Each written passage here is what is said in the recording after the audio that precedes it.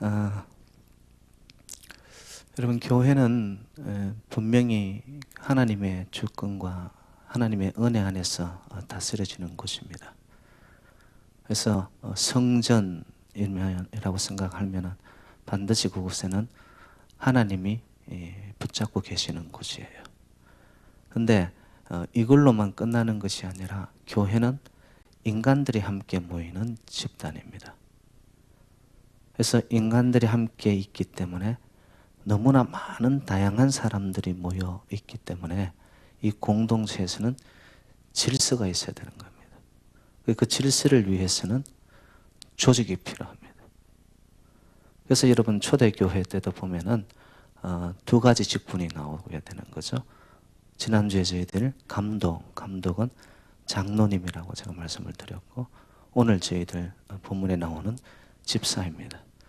여기서 말하는 집사는 요즘 서리 집사, 1년에 한 번씩 받는 서리 집사를 말하는 것이 아니라 기름 부음 받은 안수 집사입니다.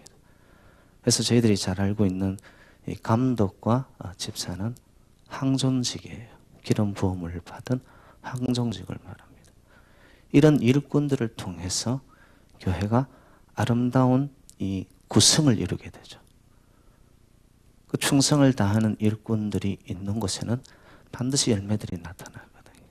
그래서 하나님의 교회는 이런 일꾼들이, 아름다운 일꾼들이 모여져서 아버지의 영광을 드러내는 그런 영적인 공동체가 바로 교회라는 거. 그래서 제가 지난 수요일 일꾼에 대한 자세를 말하면서 그 장로님들에 대한 기준과 자격에 대해서 말씀을 기출해서 나누었습니다. 그래서 혹시 여러분 중에 우리 교회가 또 장로님하고 안수 집사님들을 선출하시려고 그러나 뭐 이렇게 생각하실 분이 있으셔서 제가 미리 말씀을 드리는데, 지금으로서는 그런 일은 없을 겁니다. 오히려 새로운 일꾼을 뽑기보다는 현재 뽑혀진 일꾼들을 중심으로 해서 더 다져지고 더 결속되어지는 시점이 아닌가 저는 생각을 하는 거죠. 그래서 오늘도 안수 집사에 대해서 제가 뭐 자격을 또 말씀해서 이런 사람을 저희들이 뽑아야 된다, 이런 이야기를 제가 할 때 여러분 다른 생각을 안 하시면 좋겠습니다. 그냥 말씀의 순서에 의해서 목사님이 저렇게 하는구나, 그렇게 생각을 하면 되겠습니다.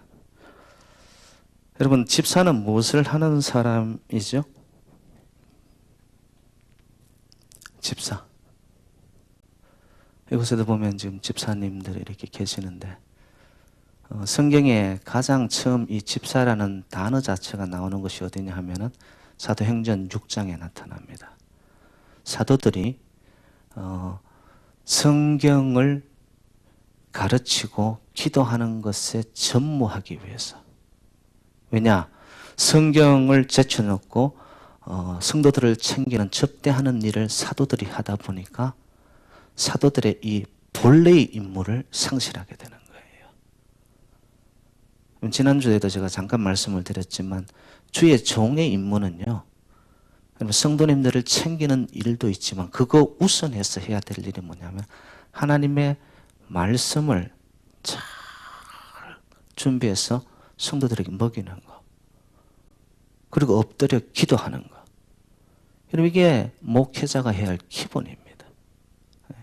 그런데 이것을 해야 되는 것을 안 하게 되고 삶이 바빠지기 시작하면서 초대교회 때 사도들이 보니까 본연의 임무를 상실하게 되는 거예요. 그래서 사도들이 안 되겠다 이거. 왜냐? 기본이 없어지게 되어지면요, 아무리 삶이 바빠지더라도 그 내용 알맹이가 없어지는 겁니다. 그래서 사도들이 이거는 아니지, 이래서 집사들을 세우게 되는 겁니다. 그래서 사도행전 6장에 보면은 집사들을 몇 명을 세웁니까? 7집사를 세우죠. 그 7집사들의 특징이 뭐였냐면 성령과 지혜가 충만하여 칭찬을 듣는 사람이라고 나타납니다. 그 사도행전 6장 3절에 나타납니다. 그러면 성령과 지혜가 충만하여 성령과 지혜가 충만하면 당연히 하나님과의 관계 속에서 올바로 정립이 된 자는요, 사람들 사이에서 칭찬을 받을 수밖에 없습니다. 그 7집사를 세운 후에 사도들은 자기 본연의 임무에 충실하는 겁니다. 말씀을 연구하고 말씀을 먹이고 더 나아가서 기도하는 일에 전무하게 되는 것이죠. 근데 여러분, 왜 많고 많은 용어들 중에 집사라는 명칭을 사용했을까요?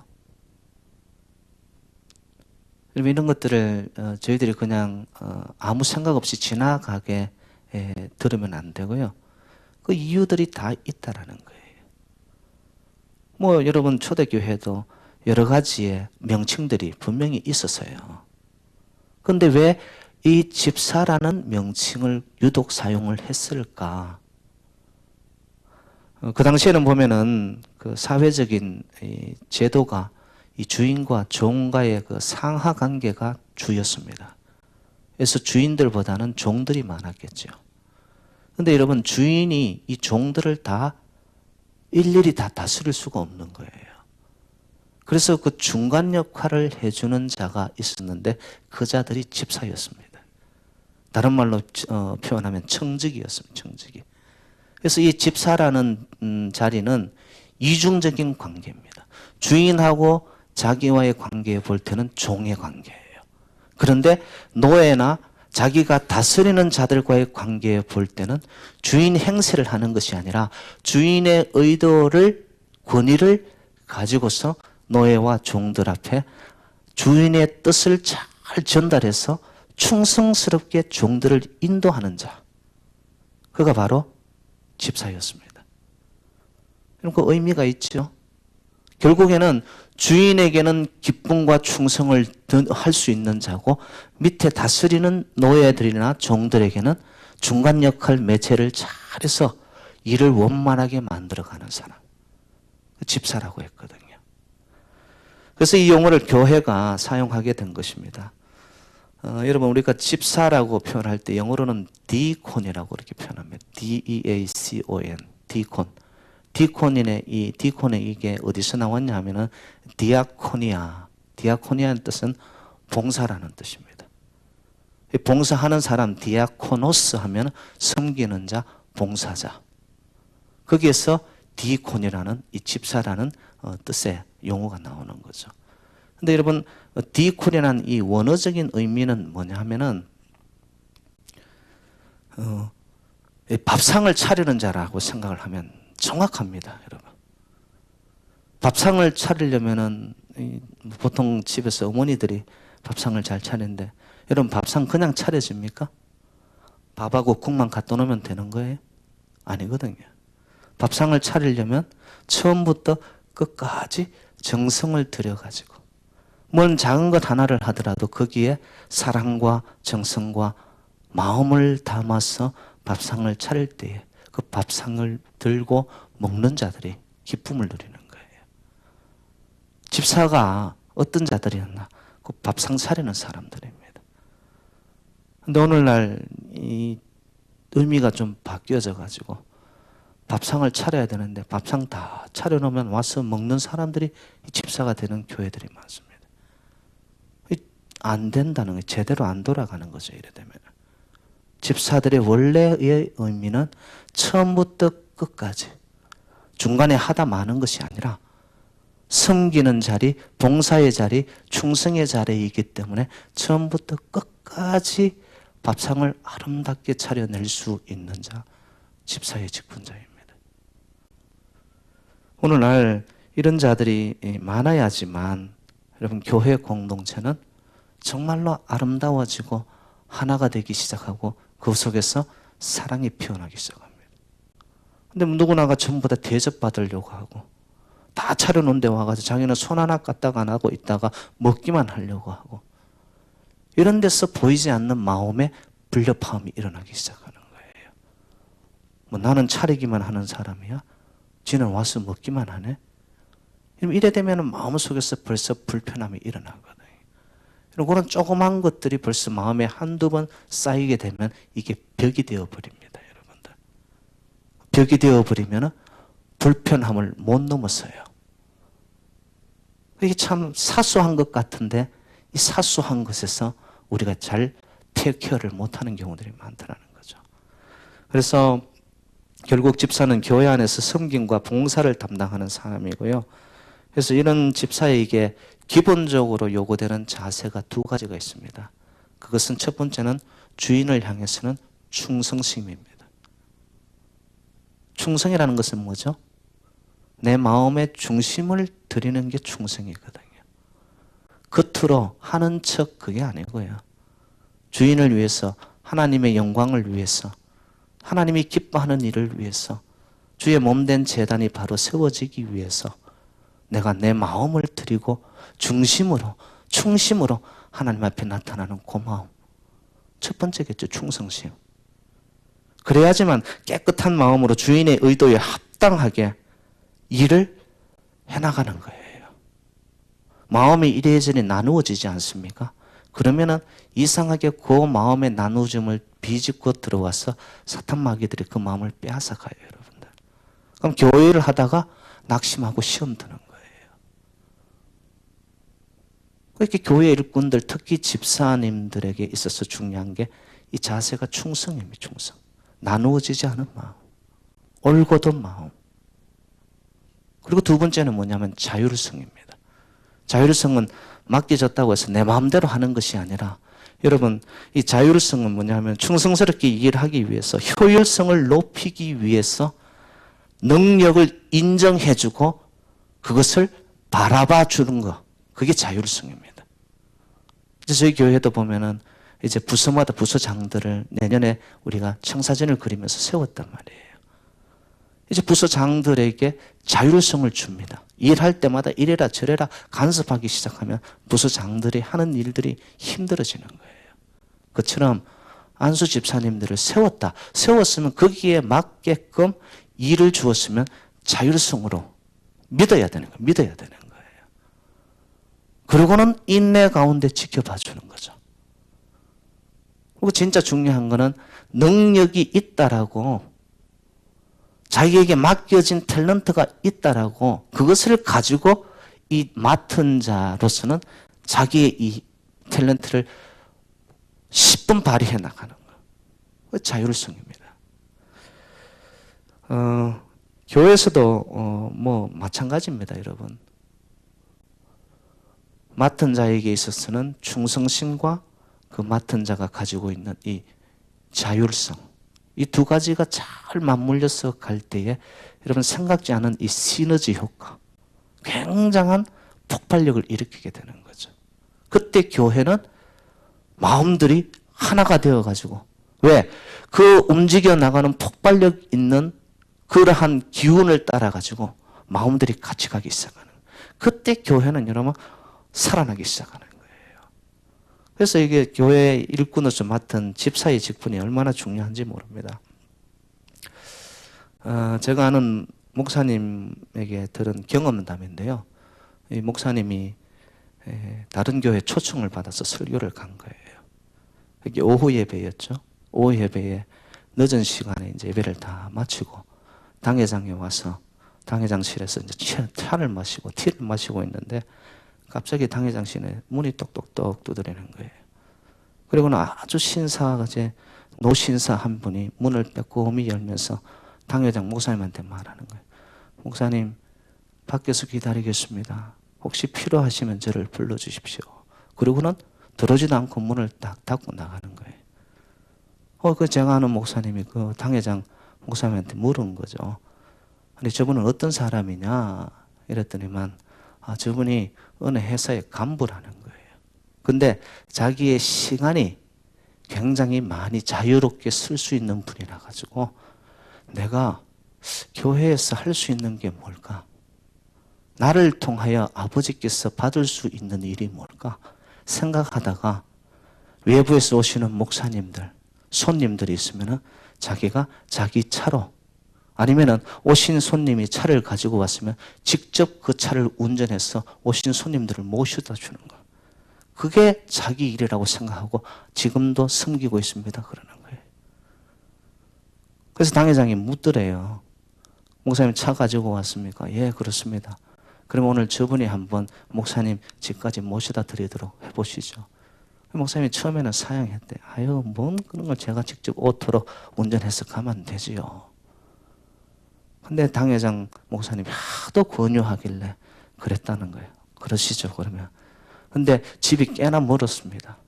그 집까지 그 노신사 집사님께서 직접 목사님의 차를 몰고 모셔다 드린 거예요. 자, 집에까지 갈 때는 좋았어요. 정말로 이 브레이크 밟는 것도 못 느낄 정도로 너무 차를 잘 몰더라는 거예요. 근데 이제 집에 모셔다 드리고 차도 거기 있고, 근데 이 집사님은 집에 가야 되잖아요. 그래서 제가 아는 목사님 물었대. 아니, 어떻게 집에 가냐고. 그랬더니, 아유, 목사님 걱정하지 마십시오. 저는 주의 종을 모시고 여기 온 것만 해도 얼마나 기쁘고 행복한지 모릅니다. 저는 여기서 지금 이 시간에 택시 타고 가면 됩니다. 그리고는 목사님 안녕히 계십시오 하고는 그냥 기쁜 얼굴로 가더라는 거예요. 그것을 보고서 제가 아는 목사님이 뭐라고 말을 했냐면은 이런 일을 누가 시킨다고 하겠냐라는 거예요. 만약에 요즘 시대에 이런 것을 시키면은 대부분의 사람들이 반발하며 나타나는 반응이 뭘까요? 내가 지 종이야? 뭐 이런 반응일 거예요, 여러분. 기본적으로 나타나는 게. 그런데 이 집사님은 내가 잘할 수 있는 것, 그리고 내가 교회를 위해 무엇을 할까 고민하는 중에 찾아서 그 일을 하면서 자신이 행복해하는 거예요. 여러분, 어떻게 보면 별것 아닌 일이에요, 그게. 근데 별것 아닌 일이 별게 아닌 게 아니더라는 거예요. 그런 작은 일에 자기가 잘할 수 있고 고민하는 중에 찾아서 그 일을 하면서 자기가 기쁘고 행복한가. 여러분, 이게 바로 충성심과 자율성입니다. 여러분, 교회 일은 이렇게 해야 되는 거예요. 누구 때문에 시켜서 눈치 보며 할 수 없어 마지못해 끌려가듯이, 여러분, 그렇게 하면 일의 열매도 안 맺힐 뿐더러 자기 스스로가 도중 하차할 수밖에 없어요. 교회 일은 그렇게 하는 것이 아니더라는 거예요. 오직 한 마음, 아버지의 기쁨과 영광, 더 나아가서 자기가 하면서 기쁠 수 있는 거, 행복한 거. 여기에 바로 이 집사님들이 해야 할 기본적인 자세가 있더라는 것이죠. 그럼 오늘 본문을 기초로 해서 제가 몇 가지 중요한 그러면 안수 집사님으로 섬기는 자들, 그리고 또 앞으로 미래의 안수 집사님들이 어떤 자격이 있어야 될까? 여러분, 그런 기준이 있어야 되지 않습니까? 아무런 기준도 없이 그냥 교회 오래 다녔기 때문에, 아유, 안 해주면 안 되기 때문에, 여러분, 이런 식으로 교회가 흘러가기 시작하다 보면 교회 질서는 한순간 와르릅니다. 정말로 하나님의 말씀 속에서 기준이 정확하게 나와 있는데도 이것을 무시하고 만약에 인간적인 방법으로 저희들이 일꾼들을 세우기 시작한다. 하나님의 교회는 인간이 세운 상아탑에 불과합니다. 바벨탑은 한순간 무너지는 겁니다. 그래서 오늘 본문에서 말하는 기름 붓는 안수 집사님들의 이 자격 기준, 제가 중요한 몇 가지만 여러분과 나누도록 하겠습니다. 우리 8절로 한번 가볼까요? 8절. 8절 우리 같이 읽습니다. 시작. 이와 같이 집사들도 정중하고 일구이언을 하지 아니하고 술에 임박히지 아니하고 더러운 일을 탐하지 아니하고. 자, 그게 네 가지가 나왔습니다, 여러분. 한 절 안에 지금 기준이 네 가지인데 첫 번째 정중함이라는 것이 나옵니다. 정중하면 뭐냐 하면 말과 행동에 요란하지 않아요. 그리고 가볍지도 않아요. 다른 사람을 향하여 굉장히 깍듯하고 정성껏 대하는 자세가 정중함입니다. 제가 집사가 밥상 차리는 자, 섬기는 자라고 말했죠. 섬기는 자의 입장에 있으면서 정중함이 없어요. 깍듯한 맛이 없어요. 여러분, 그 자리에 아예 있지 않는 게 나은 거예요. 보는 순간 야, 참 저분의 얼굴 속에서는 인품이 묻어나고 정말로 정성스러움이 느껴진다. 그리고 신중함이 느껴진다. 근데 모습을 보는 순간 마음에 거부 반응이 일어나요. 이러면 안 된다는 거죠. 여러분, 정중은 언제 생기느냐? 사람을 향한 특별히 그 영혼을 사랑하고 존중하는 것이 있을 때 외적으로 나타나는 것이 정중함입니다. 이거는 뭐 기본입니다, 여러분. 정말 한 영혼을 사랑하는 마음을 내가 가졌을 때 나도 모르게 나타나는 모습이 뭐냐? 굉장히 신중해지죠. 그것은 나이를 막론하고 어린아이 앞에서조차도 그 영혼을 생각하면은 우리 스스로가 깍듯해지는 거예요. 보통 교회에 보면 어린아이들, 나이 어린 애들 이런 경우에는 어떻게 대합니까? 애들은 가라, 무시해버리잖아요. 아니라는 것이죠. 정중함. 정중은 제가 신학적으로 만약 보면 하나님과의 관계에서 정중은 뭐냐? 하나님 앞에 내가 서 있을 때 느끼는 경건함입니다. 경건함. 하나님 앞에 내가 경건으로 나타나는 자는 외적으로 사람들 앞에는 반드시 정중할 수밖에 없습니다. 다른 말로 제가 표현하면은 어떤 사람을 대하든 간에 이 사람이 하나님이 보내신 사람이구나. 여러분, 우리의 만남이라는 이 자체도 하나님이 엮어주셨고 어떤 식으로든 만나게 하신 하나님, 그 하나님이 보낸 사람이구나라고 우리가 믿음으로 바라봐야 되는 것이지, 아이고 어쩌다 그냥 마주쳤네, 갈 곳 없어 이곳에 왔나 보다, 이렇게 되어지면은 신중함도 없고 정중함도 없는 거예요.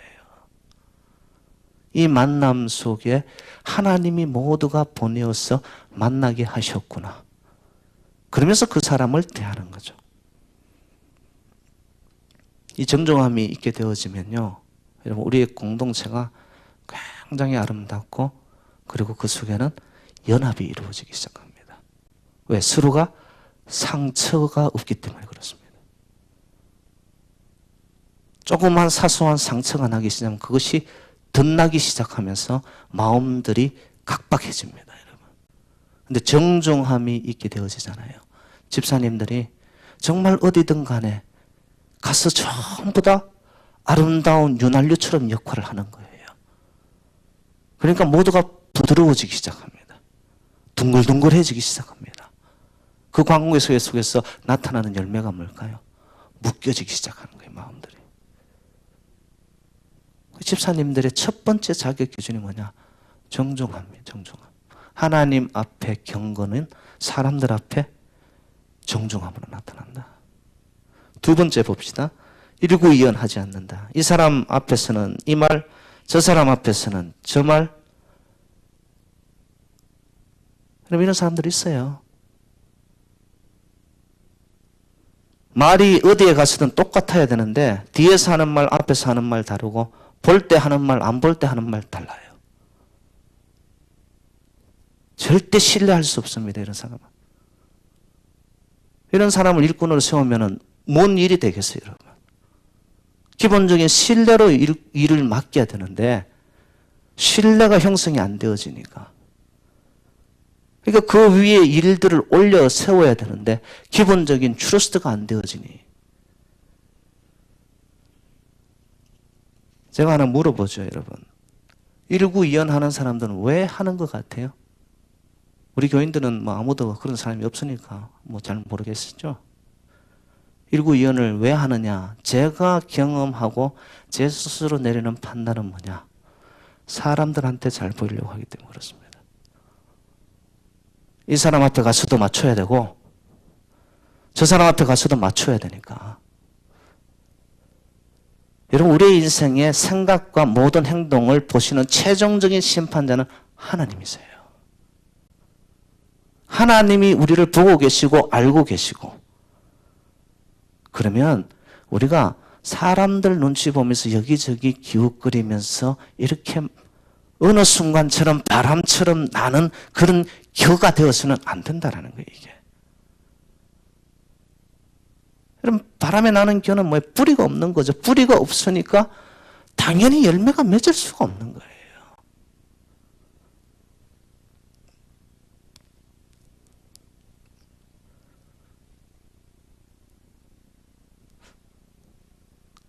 저희 성도님들은 좀 이렇게 정말 재단 안에서 올바른 섬김과 하나님이 우리 재단에 개입하시고 간섭하시고 하나님이 운행하여 가시는 재단이라는 것을 여러분들이 고백하는 신앙 고백 공동체라면 정말 여러분 192년은 이 신뢰성을 잃어버린 곳에서는 하나님의 이 은혜의 감도가 떨어집니다.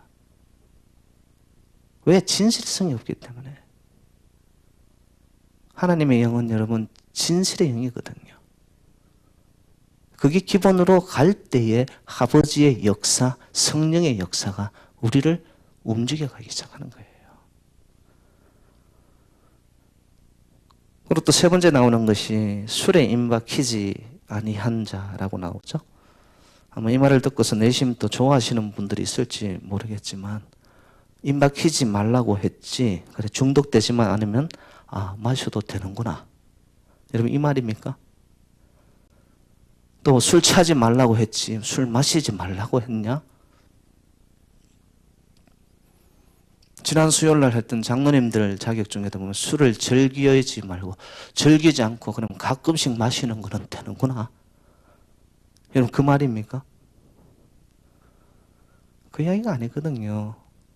그 성도님들이 말씀을 놓고 이해를 할 때 자기 편의주의로 이해를 해버리고 받아들입니다. 그리고 또 어떤 분들은 보면 이것을 자기 합리화로 받아들입니다. 여러분 결코 이거는 아닙니다. 술에 임박히지 아니하고 이 말은 제가 여러분 말씀을 드릴게요. 술은 구원과 관련되어 있지는 않습니다. 구원 받는데 여러분 술 한 잔, 두 잔 내가 먹었다고 구원 못 받는다. 여러분 그건 아닙니다. 그런데 술, 담배 철저하게 여러분 은혜 생활, 신앙 생활, 덕이 되어지는 생활에는 밀접하게 관련되어 있습니다. 특별히 주의 종으로 기름 부음 받는 장로님들, 안수 집사님들에게는 이거는 절대적입니다, 여러분. 어느 교회 안수 집사님, 어느 교회 장로님이라고 하면서 사회생활 하는데 마음대로 다 하는 거예요.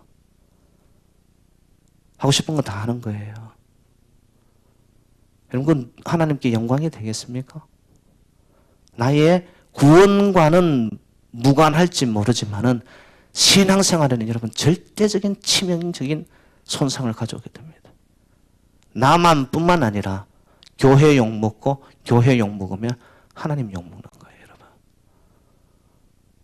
여러분 그런 건 이제 본인 스스로가 이런 문제까지 더 이상 이야기들 안 나오도록 본인이 알아야 되는 거예요, 본인이. 만약에 이거조차도 잘 안 된다면은 여러분 하나님의 일을 어떻게 해? 왜? 자기 스스로의 컨트롤이 안 되는 거잖아요, 이게. 근데 요즘은 교회가 뭐 워낙 많고, 뭐 성도님들도 직분자들도 뭐 워낙 많으니까. 만약에 이런 식으로 되어서 간다면 앞으로 교회가, 앞으로 성도님들의 모습이 여러분 스스로가 판단할 수 있지 않아요? 그래서 제가 하나만 더 말씀을 드릴게요. 여러분 그 당시에는 이 문화가 지금하고는 달랐습니다. 사도 바울이 서신을 기록하고 있는 그때에는 성경에 보면 여러분 그 외적인 상처가 낫는 곳에는 올리브 기름을 바르게 되어 있습니다. 그리고 내적인 아픔을 안고 있는 자, 특별히 신경성으로 인해 가지고 몸에 이상이 오는 사람들, 그런 사람들은 포도주를 마셔서 약으로 썼습니다. 약으로. 술이 아니었다라는 거예요. 그래서 이제 조금 있다가 여러분 그 디모데전서 5장에 가면은 디모데가 목회를 하면서 병이 생겼는데 위장병이 생깁니다. 목사님들한테 가장 흔한 병이 뭐냐면은 신경성 위장병입니다. 그래서 사도 바울이 건면하기를 디모데전서 5장에 어떻게 해서 건면을 하냐면, 야 디모데야, 왜 사랑하는 아들과 같으니까 사도 바울이 물만 먹지 말고 포도주도 겸하여 마셔라라고 이야기합니다. 여러분 그게 술로 마시는 건가요? 아니에요. 약인 거예요, 약. 또 이야기 듣고, 아 그래요 목사님? 제가 마시는 거는 약주 아닙니까 목사님? 제가 치료를 위해서 마시는 건데 뭘 그걸 가지고 목사님이 이야기하십니까? 그렇게 받아들이면 저 할 말 없습니다. 저는. 여러분 그 당시에 여러분 시대적인 배경을 잘 이해를 하시라는 거죠. 그리고 이제 8절에 보면 더러운 일을 탐하지 아니하고, 그 초대교회 집사님들이 관리한 것이 뭐냐 하면은 이 돈과 그리고 교회에 들어오는 물품들을 관리하는, 그래서 실제적으로 사도들이 그 일을 집사님들에게 맡깁니다. 여러분 한번 생각해 보세요. 교회도 그렇고 가정도 그렇고 살림을 꾸려 나가는데 실제적인 이 관리를 하는데 재정 관리를 하는 거잖아요, 이게. 근데 그 재정 관리를 하는 사람들이 자기 욕심이 있어요. 물질에 대한 탐을 하는 거예요. 그리고 초대교회 때의 특징이 뭐냐면 일주일에 최소한 2번씩 사도들과 집사들이 물품을 챙겨가지고 바구니에 담고 헐벗고 굶주리고 가난하고 못 먹는 성도들을 직접 가가호호 방문하면서 신방을 한 거예요. 그 물품을 직접 갖다 준 거예요. 너무나 그 시대는 못 먹었으니까. 실질적으로 물질을 다 관리하는 이 집사님들이 만약에 자기 욕심을 가지고 이런 교회 일을 한다고 생각을 해보세요, 여러분. 이런 경우들이 빚어집니다. 자기 개인의 이익을 따라서 교회 일을 하는 사람이 만약에 교역자이든 일꾼이든 간에 그 사람은 자격 없습니다. 누가 나한테 잘해주니까 그 사람한테는 내가 좀 챙겨주고 조금이라도 한 말이라도 내가 좀 더 가깝게 가고 뒤를 좀 봐주고 해야 할 말이 있는데도 못하고, 이거 전부 다 내 개인의 이익에 탐한 거예요. 이게 명확하게 이야기해 줄 수 있을 때는 해야 되는 거예요, 그거를. 근데 나랑 좀 거리가 멀어요. 저 사람은 내하고는 좀 코드가 안 맞아요. 이런 사람들한테는 다가서지도 않아요. 이게 전부 다 자기 이익에 탐한 겁니다. 제가 단적으로 표현하면 공정성을 잃어버립니다. 공정성을 잃어버린다는 말은 다르게 표현하면 기준이 없어져 버리는 거예요.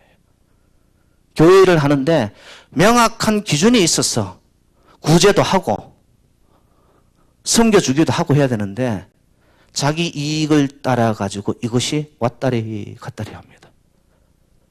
자기가 좀 가까우면, 자기 기분이 좋으면 그냥 막 퍼주고, 아니다 싶으면은 여러분 쌀 한 톨도 없어요. 이건 잘못된다는 거죠.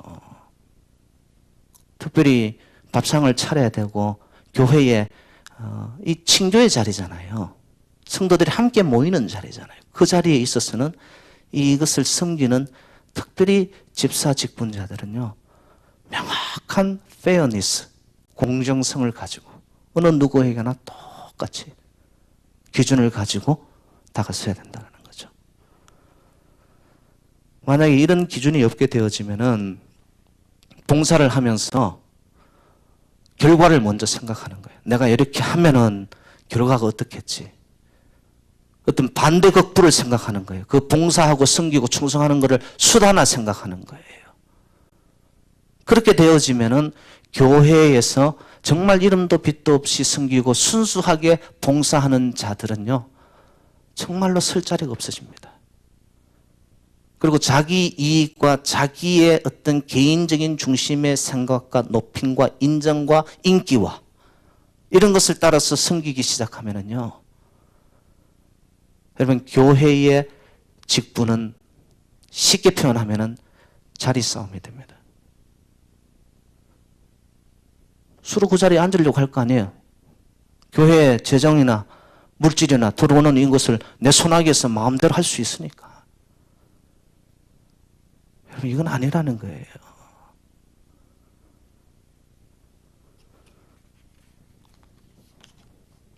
한 가지만 제가 더 말씀을 드리죠. 9절로 가봅시다. 9절 시작. 깨끗한 양심에 믿음의 비밀을 가진 자라야 할지니. 깨끗한 양심은 제가 여러분에게 맡기겠고요. 믿음의 비밀을 가진 자. 참 고귀한 말씀입니다. 이거. 달리 제가 표현하면 신앙생활을 하면서 하나님과 나와의 관계에서 신앙적인 체험이 있어야 된단 말이에요. 이게. 기도하는 중에 나도 모르게 눈물이 왈칵 쏟아나면서 하나님의 은혜가 느껴진 사람, 찬양을 부르는 속에 나도 모르게 내 마음에 감동이 느껴져 와가지고 그 깊이 있는 찬양에 하나님의 임재가 나의 가슴을 뚫리는 체험이 있는 자, 말씀을 듣는 중에 성령이 나에게 정말로 깨우치고 심령과 골수를 깨우치는 그 말씀이 나에게 다가와서 말씀을 듣는 중에 내가 안고 있던 문제가 해결받고서 내 영혼이 기쁘고 찬양하는 그 체험이 있는 자. 여기서 말하는 믿음의 비밀이라는 것은 사람 간에 가지는 비밀을 말하는 게 아닙니다. 하나님과 나 사이에만 누릴 수 있는 영적인 기쁨의 비밀입니다. 여러분, 이런 체험이 없는 사람을 만약에 일꾼으로 세우잖아요. 그러면 새 상식으로 일을 합니다. 내가 하고 싶을 때 하고 해야 할 기본도 안 지키고 하나님 앞에서 있어야 할 그 자리에 자기 감정적으로 일을 합니다. 어떻게 하나님의 일을 맡길 수 있겠어요, 여러분? 믿음의 비밀이 있는 자는 하나님 앞에 경외롭고 하나님을 두려워하는 마음을 가진 자입니다. 그렇기 때문에 교회 일 하나 하는 작은 일이든 큰 일이든 그것이 크고 작고가 중요한 것이 아니라 작은 일에도 하나님 앞에 내가 있구나. 그러면서 신중하고 정중하죠, 당연히.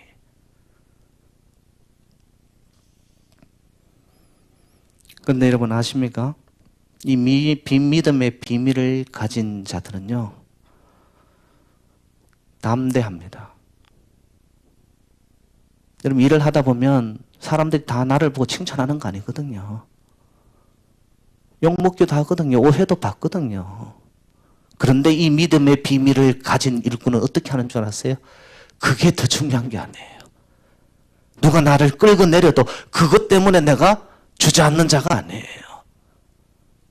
하나님이 알고 계시고 보고 계시고 하나님이 나의 봉사를 받으셨다라는 그 확신이 있기 때문에 그거 하나 가지고 가는 거예요, 그냥.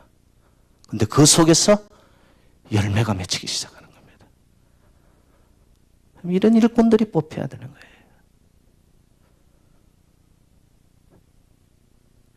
저는 우리 교회에 현재 안수 집사님으로 뽑히신 여러분들이 계시는데 정말로 성경에서 말하는 이런 기준이 나는 어느 정도일까? 만약에 모자라고 부족한 부분이 있다면 그걸 놓고 기도하시고 또 나에게 이미 주신 아름다운 탤런트가 있다면 그것을 발휘하시고 그래서 하나님의 몸된 제단을 아름답게 그런 성김이 있는 참된 집사님들을 통해서 교회는 하나 되기 시작합니다. 그때 교회는 여러분 폭발력이 일어나죠. 폭발력이 일어나죠. 그래서 그런 섬김과 봉사와 충성하시는 분들을 통해서 저희 교회가 평안하고 날마다 구원받는 수가 더하여지는 초대교회의 그 축복이 재현되어지는 새누리재단 우리 성도님들 되시기를 주님의 이름으로